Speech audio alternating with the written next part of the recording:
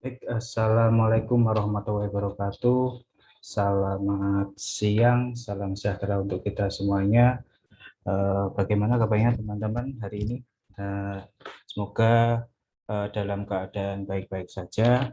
Pada hari ini saya sampaikan untuk pertemuannya menggunakan video rekaman karena mohon maaf saya bertepatan hari ini juga diberikan tugas dari negara juga menjadi panitia seleksi guru se-Indonesia uji kompetensi. Begitu makanya pada pertemuan hari ini eh, saya membuat sebuah video pembelajaran pengantar bisnis ya di pertemuan pertama.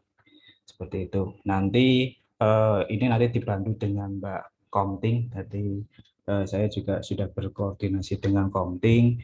Setelah ini juga nanti teman-teman juga akan membuat kelompok ya, kelompok apa namanya, kelompok bisnis, namanya juga pengantar bisnis ya. Ya, jadi nanti harapannya outputnya, goalnya adalah teman-teman minimal membuat sebuah proposal bisnis. Itu satu.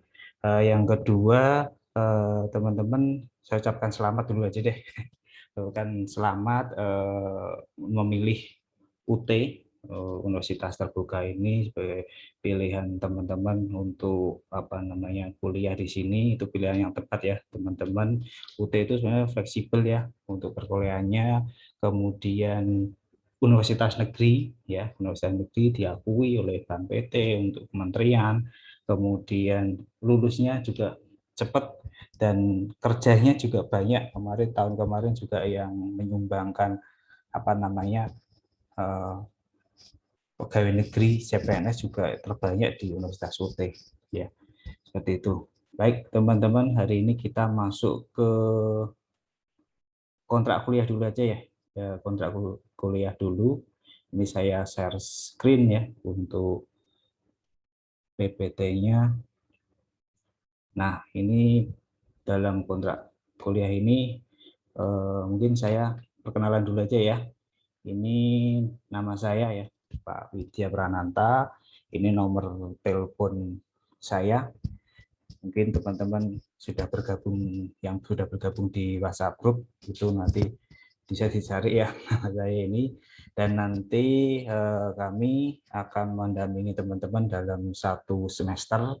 Nah, kalau di UT ini 8 kali pertemuan ya, cukup singkat ya teman-teman. Kalau di universitas lain biasanya itu sampai 16 kali pertemuan, ada UTS, ada UAS, seperti itu. Tapi nanti kalau di UT hanya ujian akhir aja nanti yang akan diselenggarakan pada setelah pertemuan ini. Jadi 8 kali tatap muka, seperti itu. Kemudian nanti media pembelajarannya menggunakan Microsoft Teams. Karena ini hari ini masih ada tugas ini, makanya saya share video aja ya. Jadi video mudah-mudahan dapat diterima dengan baik teman-teman. Ya ini sebenarnya sama aja ya teman-teman, video cuma ini sebagai inovasi pembelajaran juga. Makanya nanti misalnya teman-teman apa namanya mengulang apa namanya butuh penjelasan lagi, nanti bisa membuka videonya. Dan ini juga nanti saya share juga di YouTube. Kemudian menggunakan LMS juga, LMS UT, dipastikan teman-teman bisa menggunakan LMS-nya, tidak lupa password ya, karena nanti semua materi itu nanti saya share semuanya di situ, dan materi itu tentunya kita sesuaikan dengan modul yang sudah teman-teman dapatkan ya, modul pembelajaran. Kalau di modul itu kan ada 9 materi, jadi nanti ada 2 materi yang saya sampaikan di satu pertemuan seperti itu. Kemudian di LMS itu untuk sebagai pengumpulan tugas juga. Untuk tugas itu nanti 3 kali ya, seperti yang disampaikan mungkin pada waktu pembekalan dulu. Tugas ada 3 kali di pertemuan ke-3, 5, dan 7. Nah, nanti untuk tugasnya yang paling dekat itu nanti adalah membuat proposal bisnis. Ini nanti setelah ini akan kami sampaikan dan nanti bisa dikoordinasi dengan Kopling juga untuk pembagian timnya, kelompoknya, istilahnya dream team lah. Ini untuk timnya saya bebaskan ya, karena ya biar teman-teman ini kan sudah sudah dewasa. Tidak, saya nggak pingin urut absen, urut apa, saya pinginnya bebas teman-teman kira-kira nyamannya dengan siapa, atau mungkin nanti dekatnya mungkin di kampungnya lebih dekat dengan siapa, misalnya kalau mau koordinasi juga lebih mudah seperti itu. Takutnya kalau urut absen itu malah nanti ada yang gandul, istilahnya gandul ya, gantung dan sebagainya seperti itu.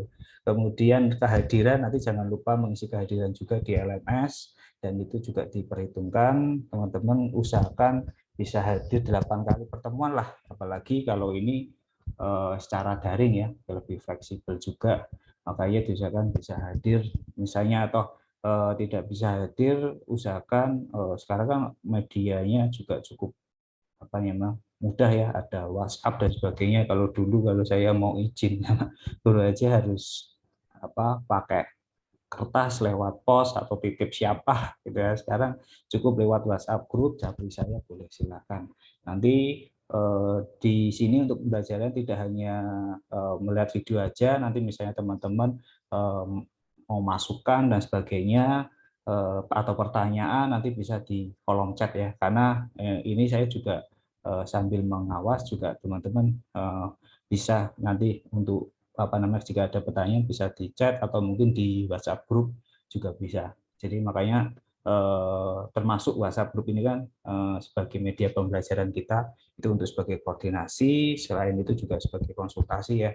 Konsultasi misalnya tugasnya bagaimana, jadi saya tidak perlu menjelaskan berulang-ulang kali, jadi cukup lewat grup. Nah, itu nanti kan bisa tersampaikan seperti itu. Itu untuk media pembelajaran. Kemudian untuk ketentuan tatap muka kita menggunakan tim ya. Jadi nanti kita presensi dulu 15 menit atau mungkin bisa disepakati, biasanya ada keterlambatan ya, Pak boleh terlambat ya Pak? Ya bolehlah, karena ini juga menggunakan internet, itu kan kadang ya internetnya kurang stabil dan sebagainya, nanti kami beri waktu kelonggaran biasanya 10 menit ya teman-teman. Jadi nanti setelah 10 menit nanti akan kami presensi, dan nanti presensinya pun juga tidak hanya di depan, kadang ya saya iseng aja memanggil nama dan sebagainya, memastikan bahwa yang bersangkutan masih ada gitu kan, dan bisa masih menyimak. Kadang juga off cam gitu kan untuk menghemat data, ya silahkan, tapi kan dipastikan teman-teman selalu mengikuti ya pelajaran ini ya. Makanya sebenarnya kalau pembelajaran daring ini kan juga komitmen dari teman-teman juga ya, komitmen juga, ini juga artinya ini ya kuliah seperti halnya tatap muka secara luring, juga ini dilakukan secara daring seperti itu. Kemudian untuk pakaiannya ya disesuaikan ya, jangan menggunakan kaos, ini kan juga kuliah ya, artinya ini juga untuk kesiapan teman-teman untuk mengikuti perkuliahan seperti itu. Jika ingin belakang silahkan dicat biar tidak mengganggu, misalnya tahu-tahu saya lagi menjelaskan atau menyampaikan, nanti mikrofon dibuka, nah itu cukup chat aja lah, itu cukup. Kemudian jika tutor atau kami saya menyampaikan materi atau siapapun atau teman-teman misalnya pada waktu presentasi itu mohon untuk mikrofon bisa dinonaktifkan ya teman-teman, kadang mengganggu, kadang ada yang pembelajarannya di luar, nanti ada suara suara klakson atau suara apa nanti akan mengganggu, mending dinonaktifkan, dan mungkin nanti kalau pada saat bertanya bisa diaktifkan mikrofonnya seperti itu. Ini untuk ketentuannya. Kemudian untuk penilaian ya, nanti teman-teman yang pertama adalah kehadiran ya. Kehadiran nanti itu menentukan sekali, apalagi cuma 8 kali pertemuan 8 minggu, itu menurut saya sangat ringan insya Allah, apalagi ini dalam keadaan daring. Kemudian sikap, kemudian pengetahuan, artinya nanti dalam apalagi pembelajaran daring itu saya lebih menekankan untuk keaktifan lah, untuk keaktifan nilai yang paling tinggi nanti keaktifan. Jadi kemampuan menjawab, keaktifan, bertanya, kritis. Tidak hanya bertanya, nanti mungkin pada sesi tanya jawab menambahkan, menanggapi atau menyanggah. Nah, apalagi ini kan juga untuk pembelajaran kelas dewasa, teman-teman ini mulai beralih ya dari mungkin SMA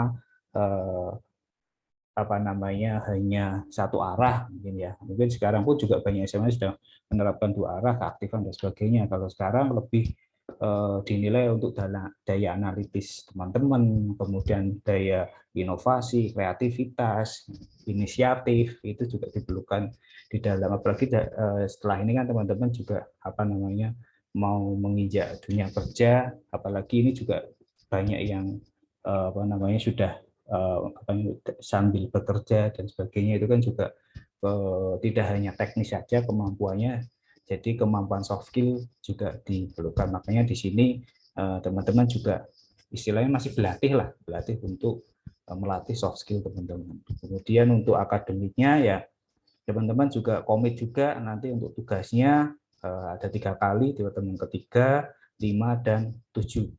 Kemudian untuk yang nanti untuk tugas proposal itu akan nanti dikumpulkan di pertemuan kelima ya teman-teman. Dan nanti ketujuh itu biasanya saya membuat semacam mind mapping.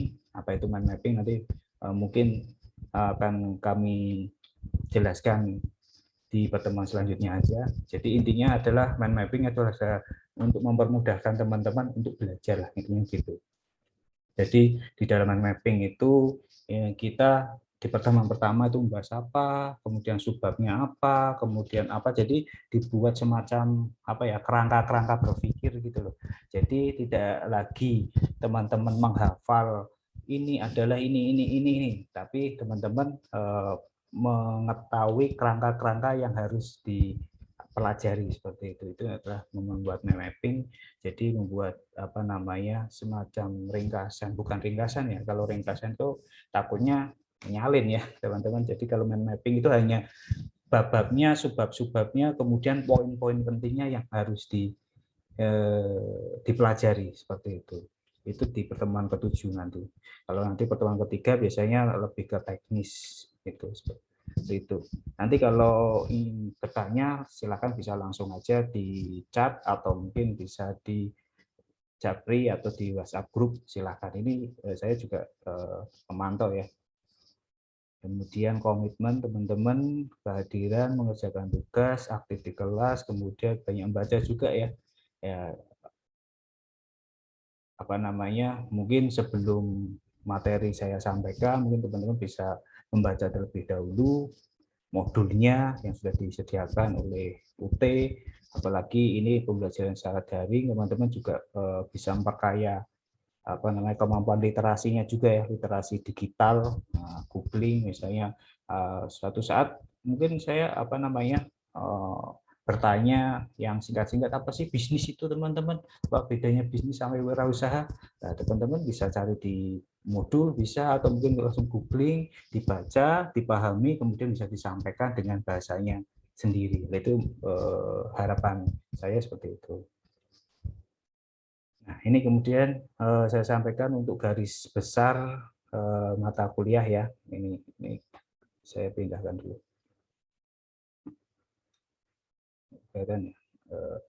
Nah, ini untuk garis besar pertemuan mata kuliah di pertemuan pertama, dan ini juga kami sesuaikan di modul yang sudah diberikan di pihak Universitas Terbuka ya. Nanti teman-teman bisa membaca dulu terlebih dahulu, atau mungkin kalau belum ada bisa di pustaka digitalnya UT itu di LBV itu ya, nanti bisa dibaca untuk pengantar bisnis. Nah, yang pertama kita akan bahas mengenai arah perkuliahan tadi yang sudah saya sampaikan, komitmen, kemudian ketentuan-ketentuannya, proses media pembelajaran dan sebagainya. Kemudian hari ini nanti setelah ini akan membahas mengenai pengertian dasar bisnis, apa itu bisnis, manfaat bisnis, kenapa kita harus berbisnis. Nah, itu kan apalagi ini teman-teman darah muda ya, darah muda, sekarang kemampuan digitalnya, literasi digital itu juga sudah terbuka. Nah, ini didorong untuk bisnis. Nah, kemudian bedanya dengan wirausaha itu apa sih? Nah, itu. Kemudian lingkungan bisnis nanti akan dibagi jadi dua, ada internal, eksternal. Jadi selain kita berbisnis, kita harus bisa menganalisa juga, menganalisa pasar atau analisa kemampuan kita. Jadi internal itu kan kemampuan kita, dan analisa eksternal ya, atau apa namanya, lingkungan di luar bisnis kita.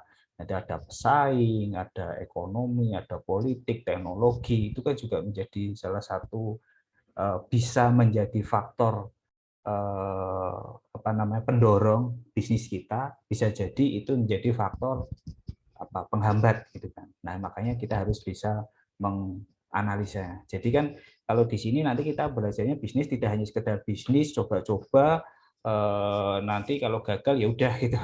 Jadi kita di sini juga belajar berbisnis tapi dengan jangka panjang gitu kan. Jadi benar-benar kita bisnis kelola dengan profesional. Makanya di dalam pengantar bisnis ini cukup lengkap ya, teman-teman.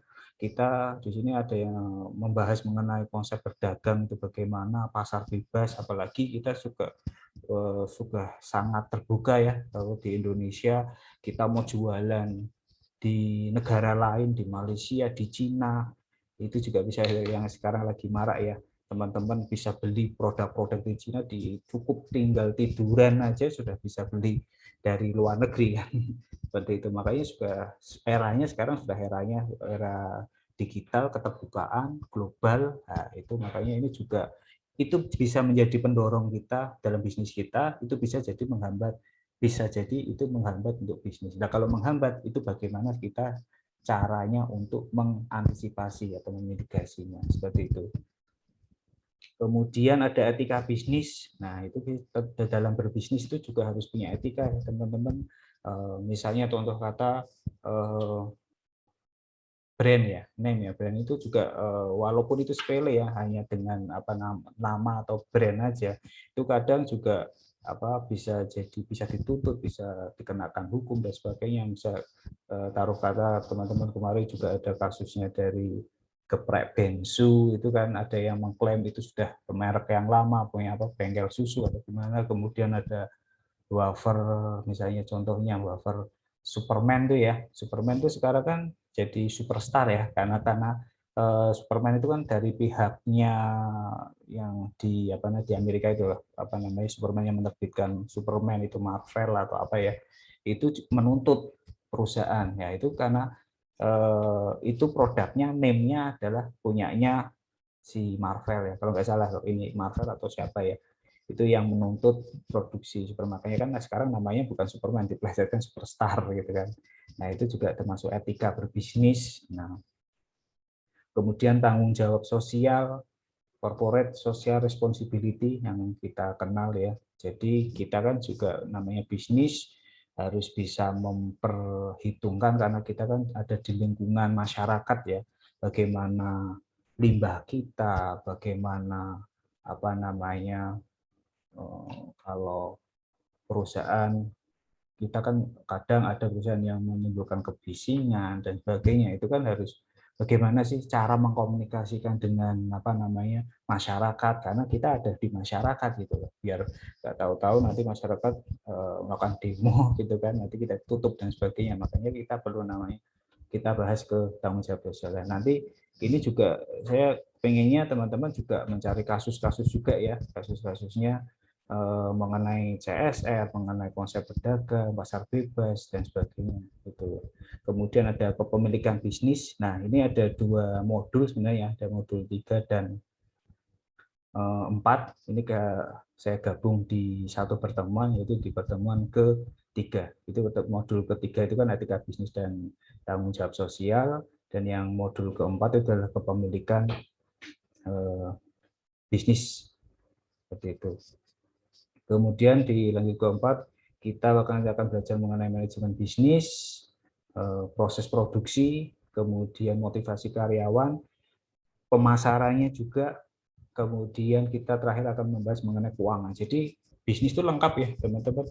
Kita belajar pemasarannya, belajar keuangannya, belajar SDM-nya, belajar mengenai proses produksi, termasuk TKM ya, pengendalian produk. Ini kalau di apa namanya, di perguruan tinggi lain itu bisnis itu jadi satu program studi sendiri ya. Makanya kan namanya FEB ya, Fakultas Ekonomi dan Bisnis. Nah, kalau di UT ini masih Fakultas Ekonomi aja ya, karena bisnisnya masih gabung di Fakultas Ekonomi ya.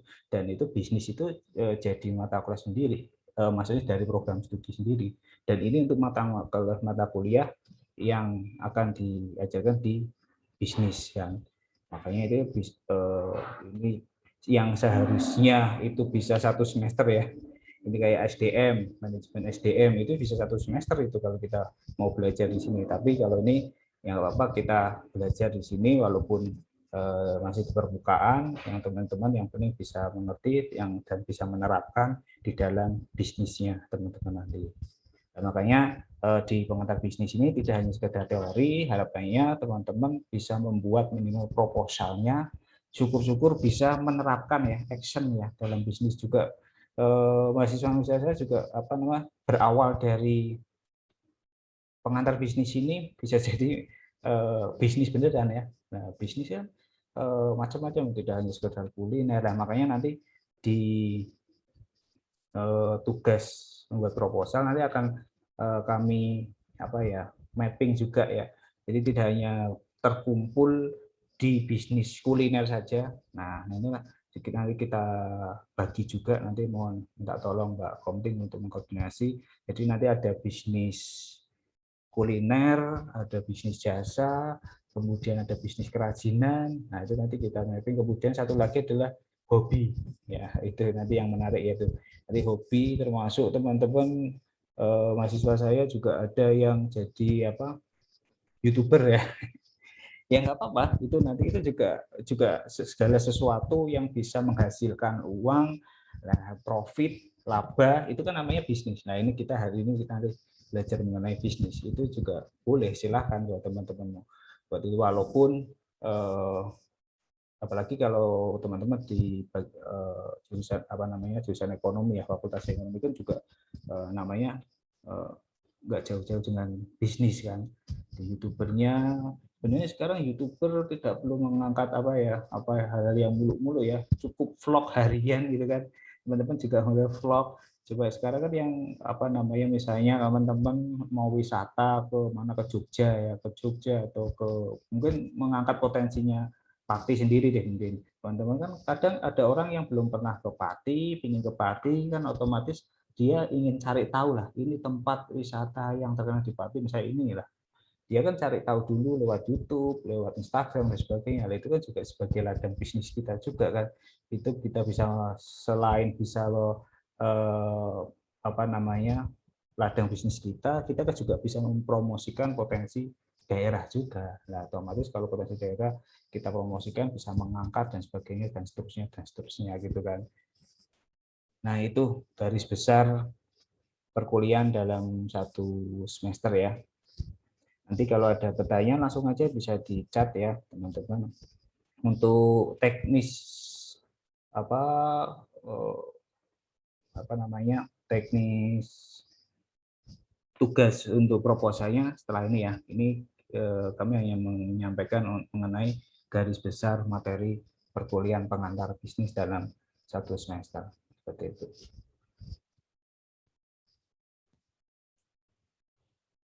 Baik, lanjut aja ya. Sekarang ke materi. Ini saya share dulu untuk materinya.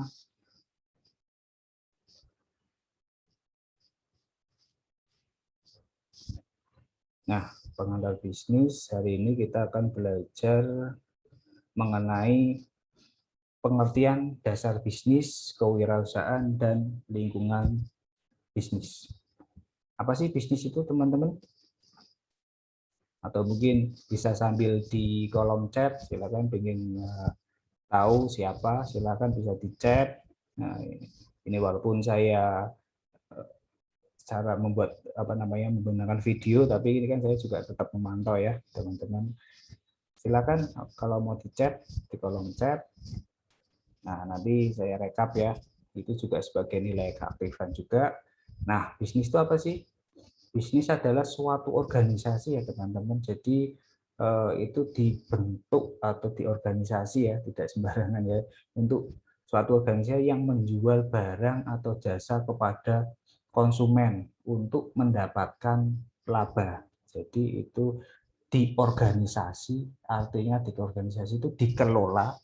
Nah, makanya kan nanti kita belajar dikelola. Yang dikelola apa? Ya sumber dayanya. Sumber dayanya apa? Macam-macam. Sumber daya manusianya, sumber daya keuangannya, sumber daya pemasarannya, sumber daya modalnya. Karena kan kita semua terbatas, kan? Modal terbatas, sumber daya manusia juga terbatas, apalagi manusia yang rajin, pinter, itu kan juga mahal juga. Lah, gimana kita bisa mengelola sumber daya yang terbatas lah, istilah terbatas, kita kelola menjadi apa namanya, bisa mendapatkan keuntungan yang maksimal ya, seperti itu. Kata bisnis dari bahasa Inggrisnya adalah bisnis atau busy ya, artinya sibuk dalam konteks individu, komunitas ataupun masyarakat. Dalam artian sibuk mengerjakan aktivitas dan pekerjaan yang mendatangkan keuntungan. Nah, ini pendapat dari para ahli. Bisnis itu adalah aktivitas yang diorganisir, tadi yang sampaikan, yang dikelola, diatur untuk menyediakan barang dan atau jasa. Artinya bisa barang atau barang dan jasa atau jasa saja. Nah, kepada konsumen dengan tujuannya adalah mencari laba. Ya kadang kita sering mendengar kata bisnis, tapi kita juga susah ya dalam menyampaikan bisnis itu apa. Bisnis pokoknya ini loh. Nah, itu apa? Berarti artinya kata kuncinya adalah sesuatu aktivitas yang dikelola, diorganisir, kemudian menyediakan barang dan jasa. Yang ketiga adalah mencari laba. Itu kata kunci dari bisnis kan. Nah, jadi nanti kalau kita udah tahu kata kuncinya, nanti misalnya kalau di ujian apa namanya, ketika apa yang dimaksud dengan bisnis itu bisa menguraikan gitu loh, dengan kata kunci di organisasi, dikelola, diorganisir ya tadi ya, kemudian menyediakan barang dan atau jasa. Kalau itu dua, yang ketiga adalah kata kuncinya adalah mencari laba. Nah itu berarti kan kita nanti kita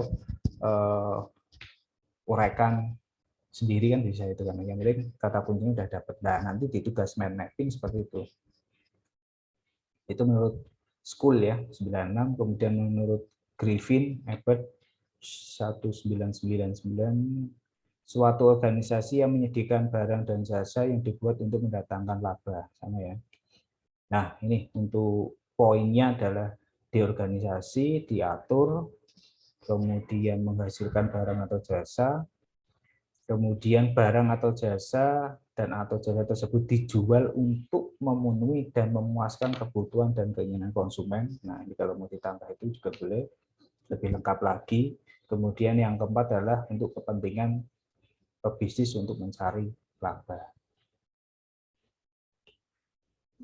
Nah, ini untuk jenisnya bisnis. Ternyata bisnis itu ada yang profit oriented ya, mencari laba, ada yang non profit. Kalau yang profit itu jelas ya, jadi kegiatan bisnis untuk memperoleh keuntungan dan menyediakan dengan menyediakan atau menghasilkan produk baik barang maupun jasa, itu profit ya, pada umumnya bisnis ya. Kemudian yang non profit itu juga dikatakan bisnis juga, tapi namanya bisnis non profit. Sama-sama menyediakan barang atau jasa, cuma itu tujuannya, goalnya bukan lagi keuntungan, tapi misi, punya misi ya, atau misi sosial, misi mensejahterakan masyarakat, itu kan misinya ya. Itu seperti contohnya apa? Ada PMI, Lazis, itu bakal apa, Badan Amil Zakat, kemudian ada Basnas itu kan, kemudian MUI, NU, Nahdlatul Ulama, itu kan juga untuk penyebaran agama, itu juga masih banyak lagi ya. Itu juga itu termasuk bisnis, tapi orientednya bukan profit oriented ya, seperti itu. Nah, mengapa kita berbisnis, teman-teman? Nah, mengapa kita berbisnis?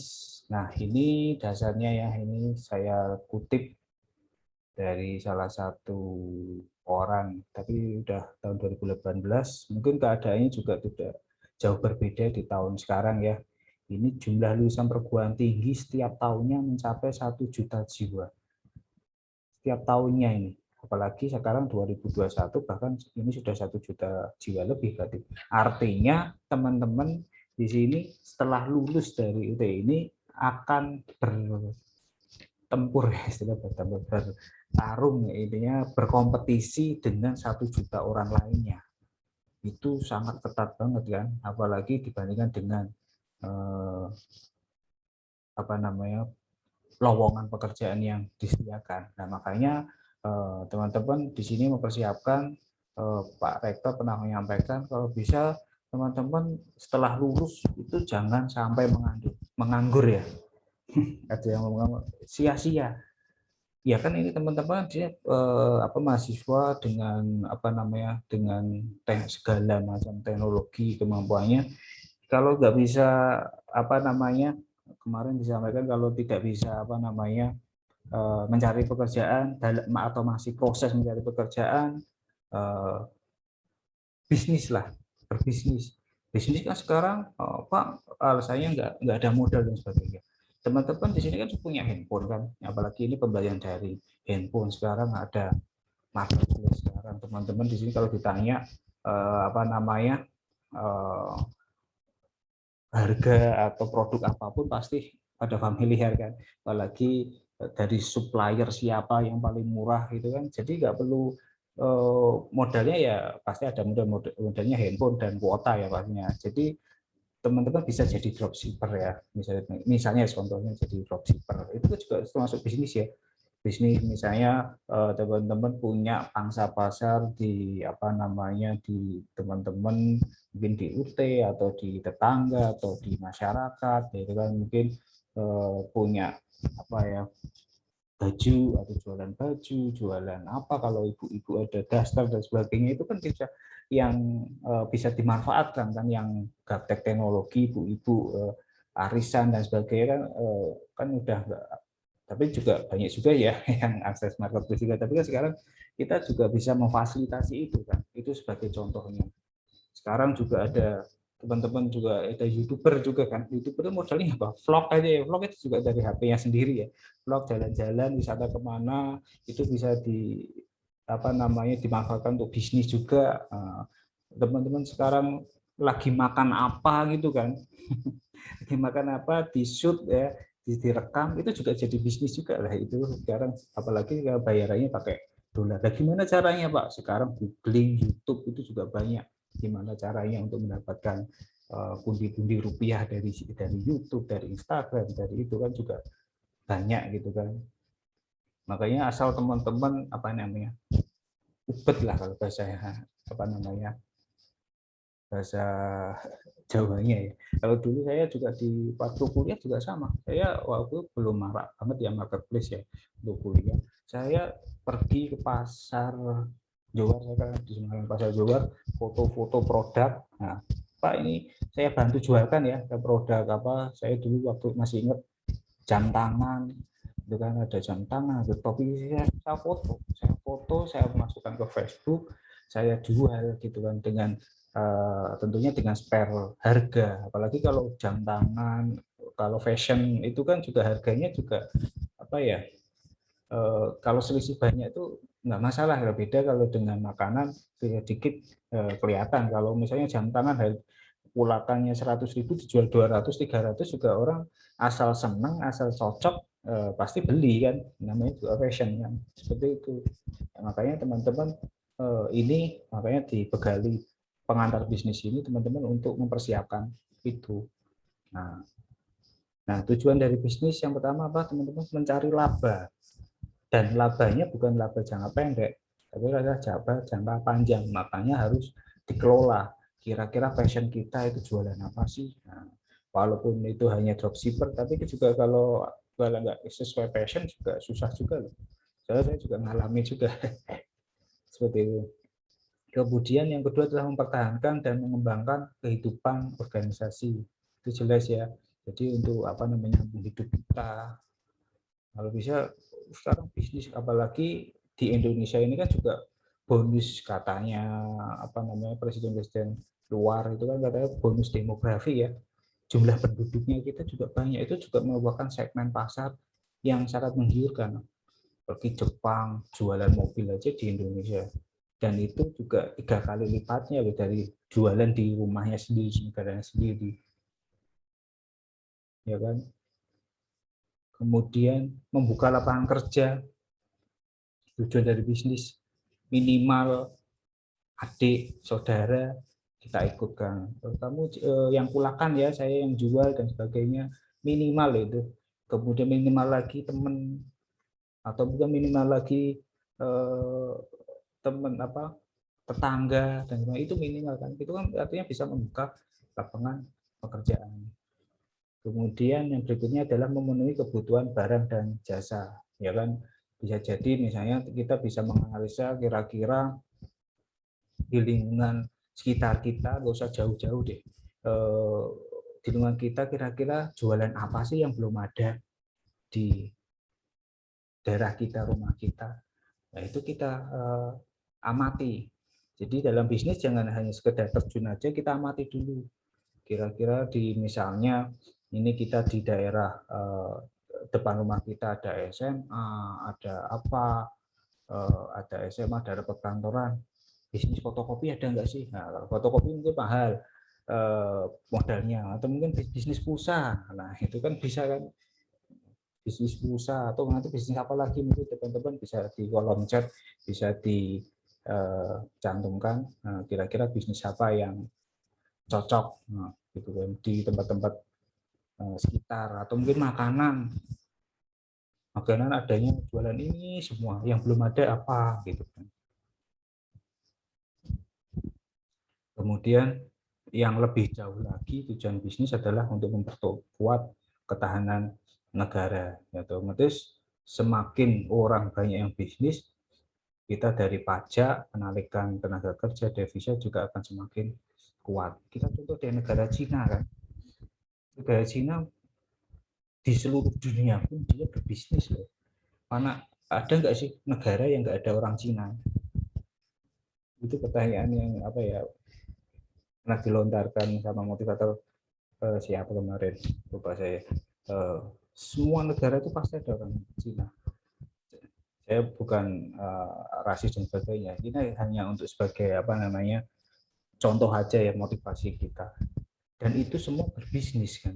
Bisnis orang Chinese itu apa namanya, bisnis walaupun dari nol pun itu dia tekuni dibandingkan dia mencari kerja untuk mencari itu ya, ikut orang karena dia senang gitu, karena passionnya adalah bisnis gitu kan, dapat laba dan sebagainya itu. Makanya kalau dia setelah itu bisa nurun ke anak cucunya sih gitu kan.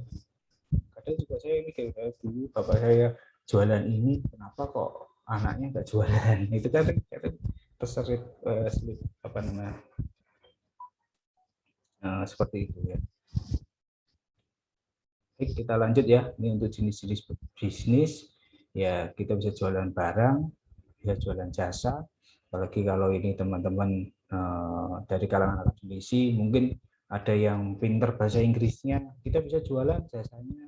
Biarpun pinter apa ya, misalnya ngetiknya cepat ya, misalnya itu nanti bisa dijual buat jasa pengetikan. Nah, itu kan juga bisa kan, jasa pengetikan proposal sekarang banyak kok itu di Instagram. Kadang anak-anak saya juga ketahui jasa pembuatan apa PR, jasa pembuatan itu ada semua kok di grup-grup akunnya mahasiswa saya. Itu ada jasa apa namanya, membuat proposal, cara buat apa namanya, sampai dia tuh punya bank soal dosen-dosen.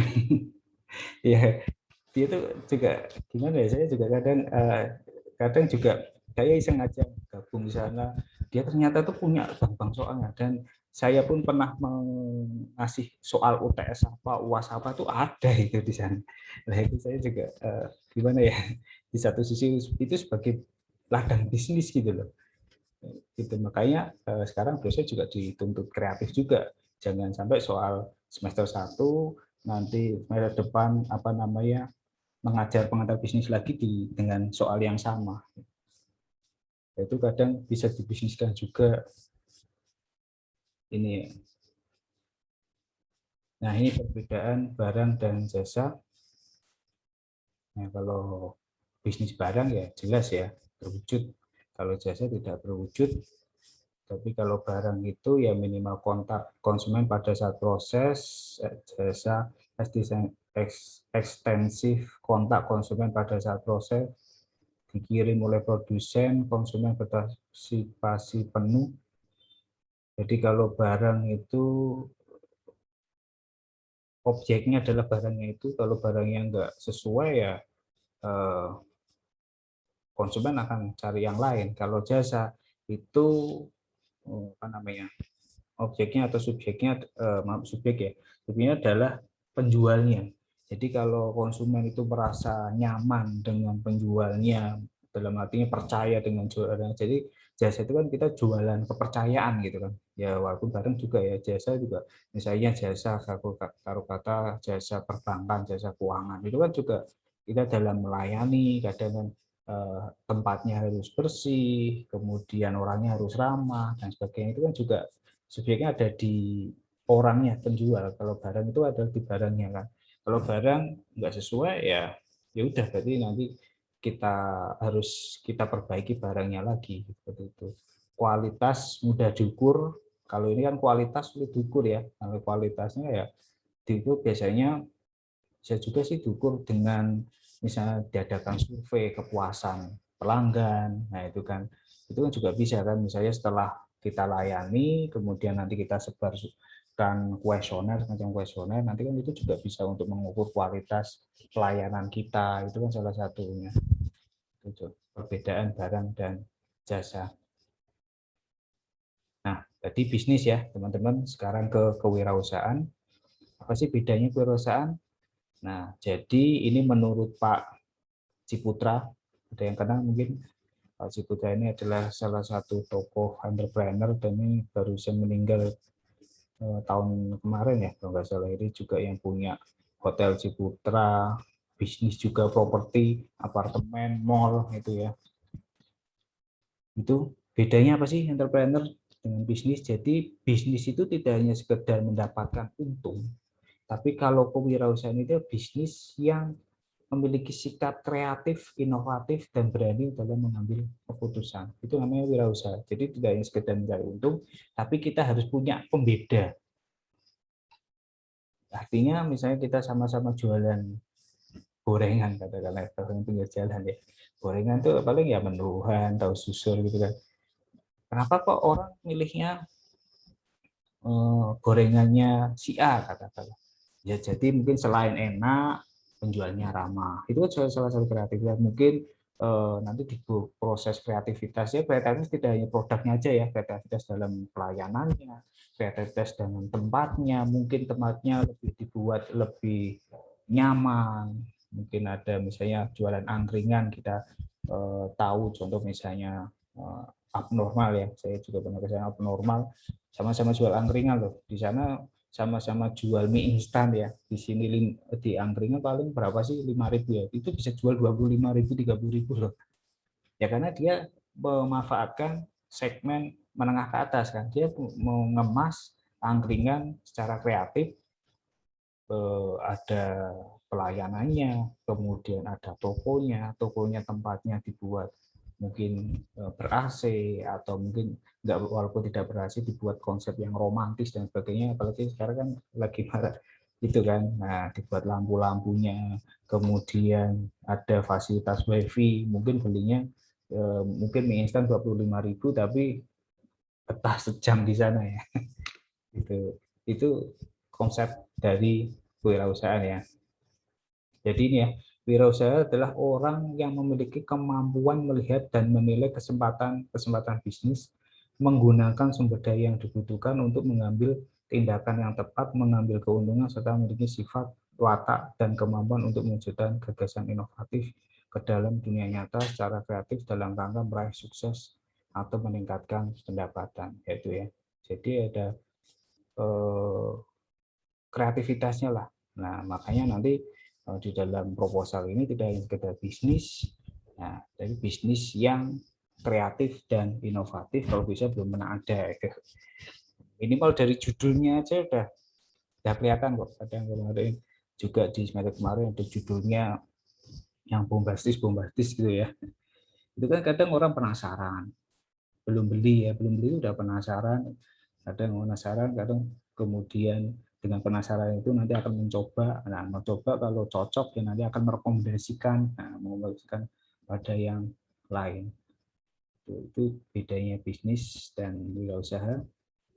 Nah ini tujuannya, manfaat wirausaha bersama dengan bisnis, dengan wawasan lulusan, menciptakan lapangan baru, mengurangi pengangguran, membudayakan sikap inovatif, unggul, kreatif, kemandirian ekonomi, dan mesejahterakan masyarakat ya. Nah ini apalagi di dalam kondisi pandemi sekarang ini, tenaga kerja muda perlu terampil berwirausaha hadapi pandemi. Ya. Apalagi sekarang perubahan perilaku masyarakat yang cukup besar ya perubahannya ya, yang tadinya secara luring ya kan sekarang ke daring. Nah itu gimana sih caranya untuk kita bisa dilirik ya. Ini Menteri PPA dorong generasi milenial berusaha hadapi pandemi COVID. Nah ini gimana kreativitas apa. Nah sekarang kan makanya di dalam pemasaran sekarang, di manajemen pemasaran nanti sekarang ada teori-teori baru, ada namanya viral marketing. Itu kan ini ya karena ada pandemi ini juga sekarang viral marketing juga apa namanya semakin marak juga, ada endorsement marketing apa itu ya, mungkin ini teman-teman dari milenial itu juga tahu ya, karena berarti memviralkan mau apa ya namanya buat booming gitu kan. Kemudian kalau endorsement kan kita menggandeng menggait artis atau selebgram itu mungkin apa namanya teman-teman kita udah populer kita dompleng ya, kita nunut lah istilahnya, nunut popularitas gitu. Nah, ini BPS catat penjualan online melonjak tajam selama pandemi corona.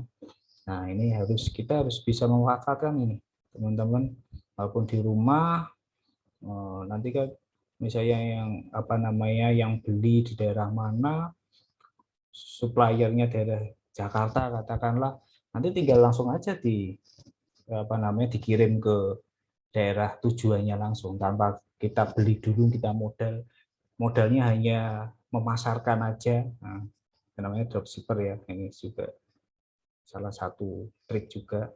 Penjualan produk makanan UMKM online meningkat ya. Nah, sekarang adanya namanya apa? Shopee Food ya. Sekarang Shopee Marketplace itu juga merambah apa namanya ke jasa pengantaran online juga, ikut-ikutan GoFood dan GrabFood ya.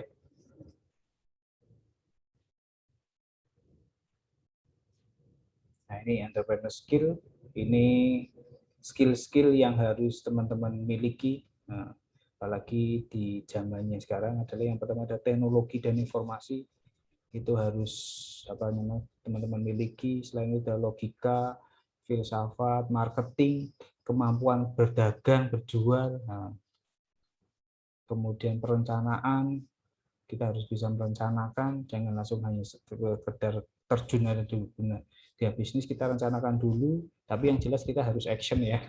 Kalau hanya sekedar rencana nggak action ya sama aja ya. Kemudian manajemen kualitas, jadi tidak hanya sekedar membuat, tapi kita harus bisa mengontrol kualitas barang atau produk yang kita jajakan atau kita jual. Produksi, strategi, keuangan, rantai pasok, SDM. Makanya di pengantar bisnis itu 8 kali pertemuan ini ada semua nih, ada SDM, keuangan, strategi, termasuk produksi, marketing. Nah, ini 4 aspek dasar kewirausahaan. Jadi kata kuncinya tadi ya, dari pengertian kewirausahaan tadi adalah proses penciptaan nilai yang baru.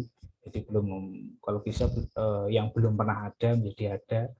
Kemudian membutuhkan waktu dan usaha, kewirausahaan memiliki berbagai dukungan, kewirausahaan menghasilkan penghargaan.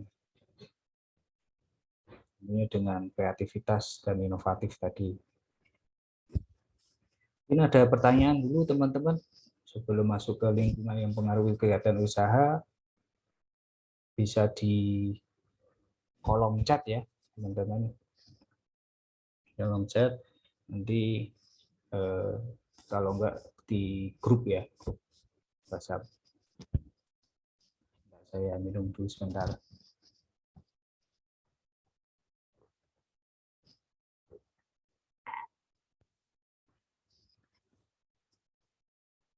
Saya lanjutkan. Kita ke lingkungan yang mempengaruhi kegiatan dunia usaha.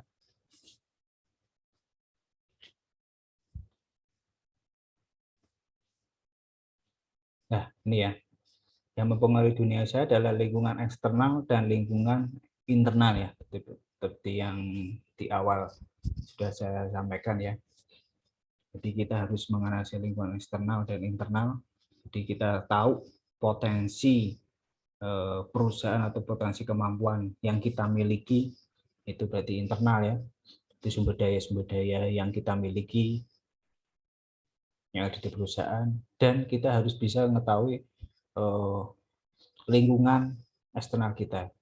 Lingkungan eksternal itu ada dibagi jadi dua, jadi mikro dan makro. Jadi lingkungan mikro itu adalah serangkaian faktor ancaman dari pelaku bisnis baru, pembeli, supplier, jadi yang di luar perusahaan, tapi yang dekat lah, masih dekat, namanya mikro. Contohnya pembeli, supplier, itu kan juga harus, itu bisa jadi ancaman, juga bisa jadi peluang. Kalau suppliernya itu lancar, pengirimannya lancar, itu jadi kekuatan kita ya. Apalagi misalnya ada pesan ini langsung ada, tersedia, barangnya tersedia, pengirimannya lancar, itu kan juga menjadi faktor dukung kita. Tapi beda kalau suppliernya kita itu nggak lancar pengirimannya, barang juga kadang-kadang ada, kadang-kadang nggak ada, gitu kan. Itu kemudian pembeli, ini kan sifatnya tidak bisa kita kontrol, kan? Tidak bisa kontrol, tapi kita bisa antisipasi. Kalau internal itu kan kita bisa kontrol, misalnya struktur budaya, sumber daya manusia kita, sumber daya keuangan kita kan controllable ya, jadi bisa dikontrol. Tapi kan kalau eksternal itu di luar kontrol kita ya, tapi kita bisa mengantisipasinya. Misalnya ada pelaku bisnis baru, tahu-tahu udah enak, udah dapat pasar segmen di sini, jualan baju, misalnya udah lumayan rame, tahu-tahu ada pendatang baru, kemudian dengan harga di bawah kita. Wah, itu kan kita nggak bisa ngontrol. Nah, terus kita apa yang harus kita lakukan, gitu kan? Jadi kan pertanyaan gitu, apakah ikut-ikutan turun harga? Nah, kalau ikut-ikut turun harga, bagaimana nanti biaya produksinya, bayar bayar karyawannya dan sebagainya? Apakah kita harus buat inovasi baru? Mungkin pakaian atau baju yang belum dibuat, modelnya yang belum ada di situ, kita ciptakan yang baru. Itu juga harus butuh analisa juga ya. Makanya kadang kita pura-pura jadi pembeli di sana. Itu kan juga untuk mengetahui kekuatan lawan juga kan. Itu salah satunya, kekuatan lawan, harganya gimana, kualitasnya bagaimana. Jadi nah kalau itu kan kita harus mengambil keputusan apa yang harus dilakukan oleh kita, karena segmen kita udah terpecah kan ke bisnis yang baru tadi. Nah itu gimana biar bisnis kita terus bertahan, bahkan itu bisa jadi leader di lingkungan kita itu nanti. Kemudian ada mikro, berarti ada makro ya. Kalau makro ini sekumpulan elemen dan masyarakat yang lebih luas yang mempengaruhi suatu industri dalamnya. Itu lingkupnya lebih luas lagi ya. Ada teknologi, apalagi politik, ekonomi, hukum. Nah, itu kan juga mempengaruhi, walaupun tidak secara langsung kan. Misalnya keadaannya tahu-tahu chaos dan sebagainya, itu kan juga mempengaruhi bisnis kita kan, walaupun itu eksternal makro ya. Kayak seperti ini ya, pandemi, ini kan juga makro juga kan, ekonomi makro, Kalau pertumbuhan ekonominya kita baik, otomatis kan daya belinya baik, bagus, otomatis orang pada banyak uang, otomatis kalau kita membuat bisnis ya laku kan gitu. Kalau ekonominya lagi lesu, daya beli lesu, orang pada di apa namanya pada nganggur gitu kan, otomatis kan bisnis buka-buka bisnis kan juga akan mikir dua kali apa yang harus kita lakukan gitu kan. Itu makro ya. Nah ini ya lingkungan perusahaan ya tadi yang saya sampaikan, internal ada man, mesin, money, man berarti sumber daya orangnya, material, metode itu controllable ya, mikro dan makro itu lingkungan perusahaan. Nah ini contohnya ini dalam perusahaan internal ada pekerja itu sendiri, budaya, struktur organisasi. Ini eksternal mikro, pesaing, memberi modal, penyedia bahan mentah atau supplier tadi ya, pelanggan. Kemudian yang lebih luas lagi atau makro, stabilan politik, stabilan ekonomi negara, kebijakan pemerintah. Yang contohnya apa?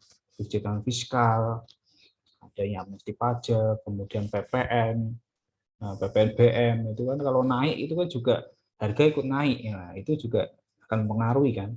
Makanya makro ini kan bisa menjadi peluang kita atau bisa menjadi ancaman untuk kita. Kalau ancaman apa yang harus kita lakukan, termasuk undang-undang termasuk tenaga kerja, UMR. Nah, itu kan juga harus kita perhatikan. Kita punya tenaga kerja, gajinya berapa, nah kan kadang perekonomian global, sistem sosial, organisasi buruh dan ormas harus kita perhatikan. Ini lingkungan ekonomi, pertumbuhan ekonomi, inflasi, tingkat suku bunga, sistem ekonomi yang dianut, apalagi kalau kita sudah sampai global ya, global sudah apa namanya ekspor impor, harus mempelajari alokasi pasar, kebijakan pemerintah, apa itu campuran.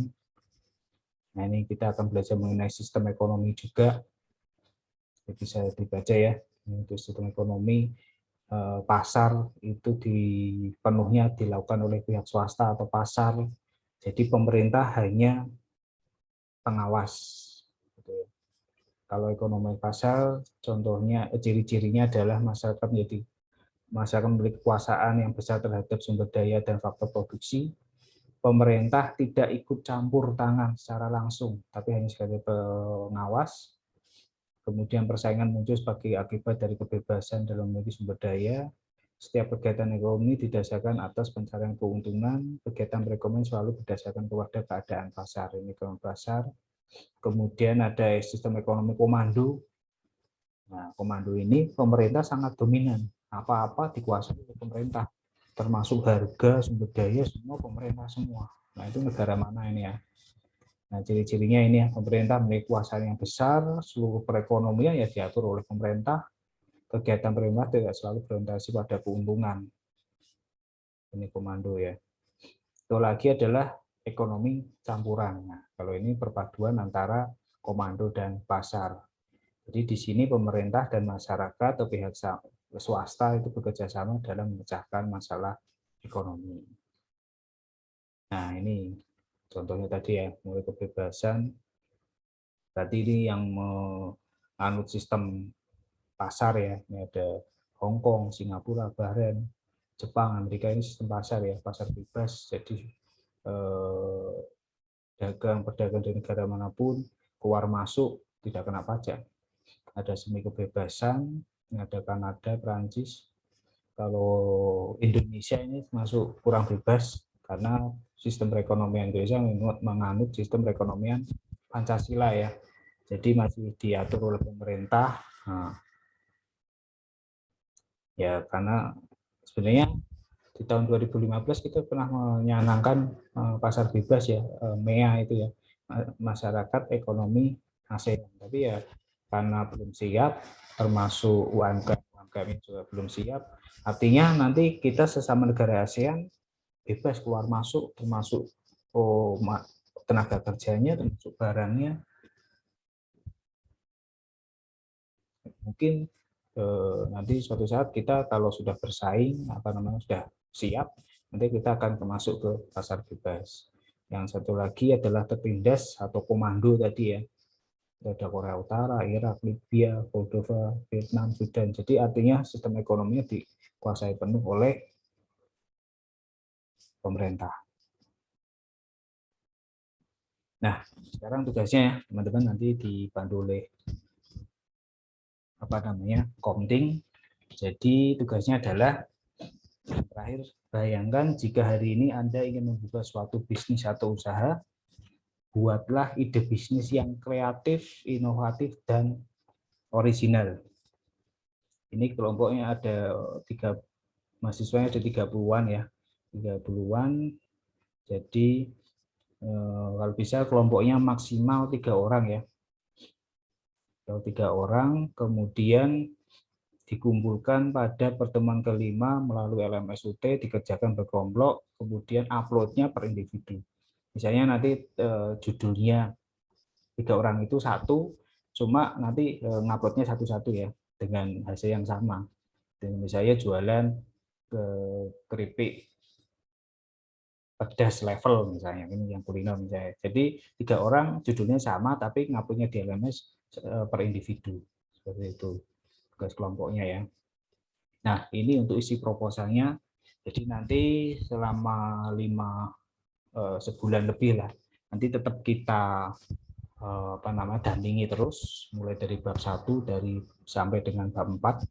Jadi di bab 1 ada subbab-subbabnya, latar belakang, keunikan produk, tujuan, termasuk ada bab 2 gambaran umum rencana usaha, gambaran umumnya konsepnya bagaimana usahanya. Kemudian nanti kita juga akan menganalisa SWOT, nah, strength, weakness, opportunity, sama threat ya. Ada kekuatan, kelemahan, kesempatan, dan ancaman pasar, kira-kira apa yang akan dihadapi usaha itu, keberlanjutan usaha, kemudian kita juga membuat kelayakan usaha juga, membuat HPP, estimasi biaya-biaya yang akan dikeluarkan apa, kemudian di bab 3 ada metode pelaksanaan, persiapan usahanya, bagaimana yang disiapkan apa, tekniknya bagaimana, kemudian strategi pemasarannya bagaimana, makanya lengkap ya proposalnya, kita belajar pemasarannya, keuangannya, produksinya, nah kan, termasuk anggaran biaya, jadwal, struktur organisasi. Ini nanti bisa di print screen ya teman-teman, atau ini nanti kan juga saya share juga di LMS, makanya nanti mau di download, diperhatikan ini untuk proposalnya. Jadi nanti setelah ini bisa dibantu oleh Mbak Komding. Jadi ini nanti saya share juga teman-teman. Setelah ini bisa dibahas ini ya konsep proposalnya ya. Jadi nanti pembagian kelompoknya siapa-siapa, kalau masih ada waktu silakan bisa dimanfaatkan. Kita kan sampai jam 3 ya. Itu nama siapa? Kita nanti ada 12 kelompok ya. Mungkin ada yang satu kelompok 2 orang nggak apa-apa. Jadi nanti dibagi menjadi tema-temanya ini ya. Teman-teman ada kuliner, kerajinan, jasa, dan hobi. Nanti sekalian aja teman-teman bisa menyantumkan kelompok-kelompok siapa nama-namanya, bisa dibantu Mbak Komting. Kemudian minimal hari ini punya uraian konsep singkat lah.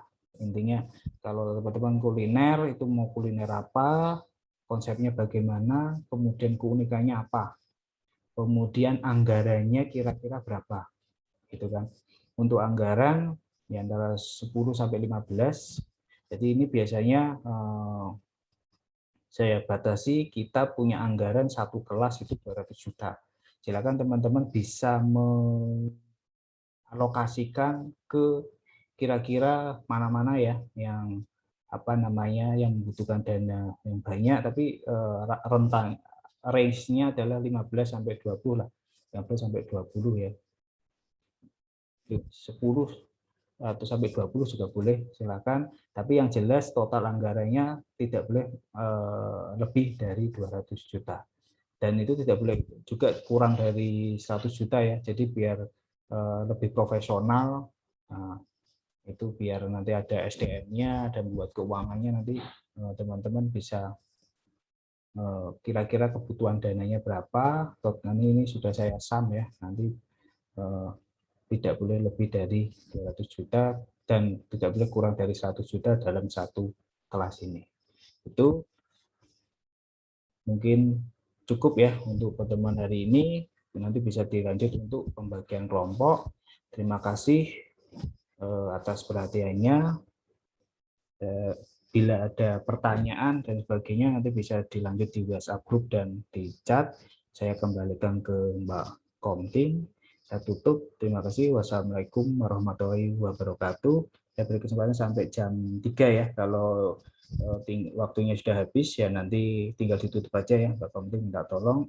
Kalau belum ya bisa dimanfaatkan untuk tim ini. Itu ya. Terima kasih.